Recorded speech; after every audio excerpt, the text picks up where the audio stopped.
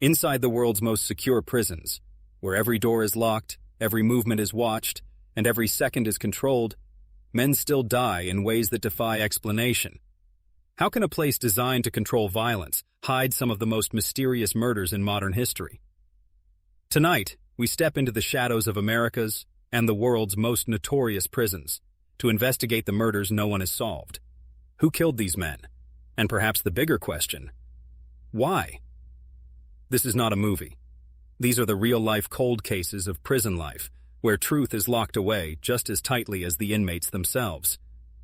Our story begins with the kind of case that still haunts prison investigators. A man found dead in his locked cell, with no sign of forced entry. His cellmate swears he was asleep. The cameras show nothing. The guards insist no one entered. Yet there he was, stabbed, beaten, lifeless. Inside a place designed to keep violence out, it had somehow crept in undetected.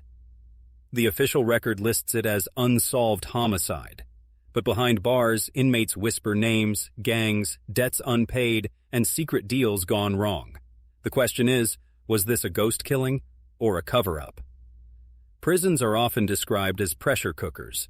Every moment can erupt into violence, and in chaos, murder can hide. During riots and uprisings, dozens of inmates have been killed. Official reports call them accidents or riots gone wrong, but eyewitnesses claim some of those deaths were not random at all. They were assassinations, carefully planned and executed under the smoke of chaos. In prison, every inch of territory belongs to someone. Aryan Brotherhood, Black Guerrilla Family, Mexican Mafia, or local sets. When a body drops, the first question investigators ask is simple: which gang benefits? But when an inmate is found dead and no gang takes responsibility, suspicion spreads like wildfire. Was it a message? Was it revenge? Or was it something deeper? Something the system itself doesn't want uncovered? Angola Prison, once a slave plantation, now one of the largest and toughest prisons in America. For decades, Angola has carried a reputation for brutality, bloodshed, and secrets buried deep in its soil. But one murder stands out as both shocking and unsolved. In 1999, an inmate named Lionel "Sleepy" Davis was found dead in his bunk. His throat slit, his body still warm. Yet not a single man claimed to see or hear anything. Guards swore they made their rounds, and the cameras captured nothing. Official reports concluded it must have been another inmate. But who? In a dorm with dozens of men, no one saw a thing? Some say Davis owed money in the underground prison economy. Others whisper that he was marked for cooperating with investigators. But there's a darker theory, that his death was arranged by those beyond the inmate ranks. That maybe someone in uniform looked the other way. San Quentin, a prison legendary for violence. In 2012, an inmate named Hugo Pinell, already infamous for surviving decades in solitary, was finally released back into the general yard. For years, Pinell was a target.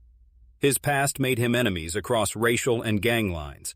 And on August 12, 2015, during a yard fight, Pinell was stabbed to death in a frenzy of chaos. The official story was that a riot broke out, and Pinell was simply caught in it. But the reality is chilling. Multiple men surrounded him, stabbing in unison, as if it had been carefully planned for years. Who ordered the hit? And how did a man so heavily monitored survive decades of prison warfare only to be taken down the moment he stepped into sunlight? Some insist it was the Aryan Brotherhood. Others point to rival factions from the Black Guerrilla Family itself. And yet, to this day, no man has been convicted for the killing. The murder remains technically unsolved. In one Midwest prison, investigators stumbled upon a death that still defies explanation. An inmate found hanging from bedsheets tied to his bunk. At first glance, suicide. But the details didn't add up. The angle of the knots, the position of the body, and the bruises on his arms suggested a struggle. No fingerprints, no witnesses, no signs of forced entry. The man was scheduled for parole just 6 months away. He had no known enemies, no debts. Yet he died violently, inside a locked cell. Some experts argue it was staged suicide. Others suggest the hand of corrupt officers, silencing a man who saw too much.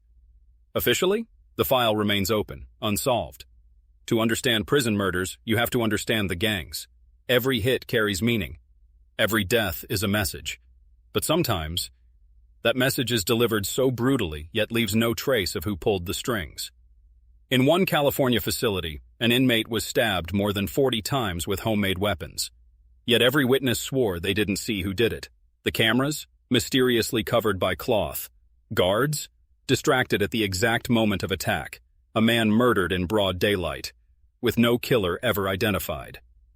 Interview with ex-inmate. Nobody talks. You don't talk. You don't see nothing. You keep your mouth shut if you want to live.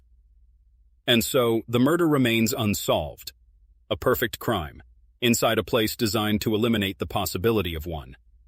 Rikers Island, New York's most notorious jail complex, known for overcrowding, violence, and neglect. In 2008, an inmate named Christopher Robinson, only 18 years old, was found dead in his cell. The official cause? Blunt force trauma. But the truth is much darker. Robinson had been targeted by what inmates called the program, a scheme where correction officers gave select inmates free rein to enforce discipline with violence. Robinson's death wasn't just a fight. It was a setup. But when the case hit the courts, the officers denied involvement, and witnesses were silenced by fear. To this day, no one knows exactly who delivered the fatal blows, or why the system allowed it to happen. Was it gang revenge, officer conspiracy, or simply a young man caught in a machine that devours lives and leaves no witnesses?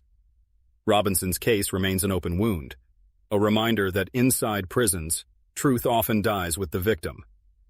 Across the ocean, in South Africa's Pollsmoor prison, an overcrowded hellhole once described by Nelson Mandela himself as the pit, an inmate known only as Zulu was discovered dead in his cell. His body bore stab wounds, but his cell door was locked from the outside. Guards claimed they saw nothing. Fellow prisoners swore they heard nothing. Zulu was rumored to be connected to the numbers gangs, South Africa's most feared prison syndicates, where every tattoo is a code and every life has a price. Some believed he was killed for breaking gang law. Others whispered it was payback for working with police before his arrest. But here's the mystery. The shank used to kill him was never found, and no blood trail existed outside the cell.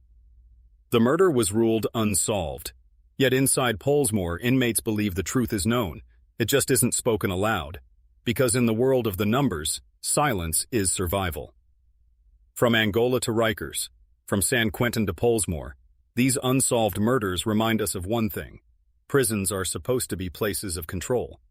But even here, in cages built for steel and stone, secrets thrive. Every body found is more than just a mystery. It's a warning that behind bars, justice doesn't always reach. And sometimes, it's not meant to. The files remain open, the killers unpunished. The question unanswered, who did it and why? If this story shook you, hit that like button so more people discover it. Subscribe for more real stories from inside the world's darkest prisons. And tell us in the comments, which case do you think will ever be solved? Until next time, stay safe and stay curious.